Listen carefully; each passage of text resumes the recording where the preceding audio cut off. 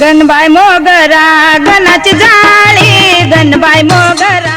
महाराष्ट्रातील आराधी गीतांचं नाव घेतलं की एक नाव आवर्जून समोर येतं, ते म्हणजे साखराबाई टेकाळे यांचे. धाराशिव जिल्ह्यातून आलेल्या गावरान बाजाच्या या गायिकेने आपल्या आवाजाने आणि गीतांनी संपूर्ण महाराष्ट्राला वेड लावलं. त्यांनी कधी शाळेचं शिक्षण घेतलं नव्हतं, पण त्यांच्या मनात मात्र गाण्यांचा अखंड झरा वाहत होता. देवीची भक्ती करताना एखादा शब्द सुचायचा, त्या शब्दातून ओळ तयार व्हायची आणि त्या ओळींमधून जन्म घ्यायचं एक नवीन गीत. वाचता लिहिता येत नसल्यामुळे त्या गाणी कागदावर उतरवू शकत नव्हत्या, म्हणून प्रत्येक शब्द प्रत्येक चाल ते आपल्या स्मरणात जपून ठेवायच्या. वयाच्या अवघ्या 14व्या वर्षापासून त्यांनी देवीची गाणी रचायला सुरुवात केली.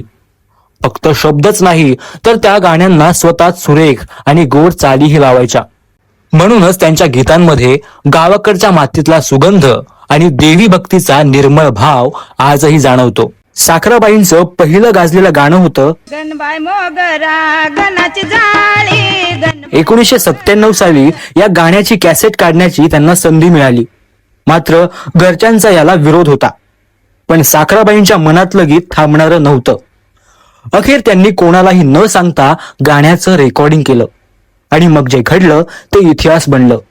पाहता पाहता गणबाई मोगराची कॅसेट महाराष्ट्राच्या कानाकोपऱ्यात पोहोचली.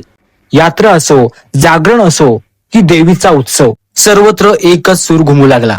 यानंतर साखराबाईंनी हजारो आराधी गाणी महाराष्ट्राला दिली आणि अशी कित्येक अजरामर गाणी आजही भाविकांच्या आणि रसिकांच्या ओठावर आहेत.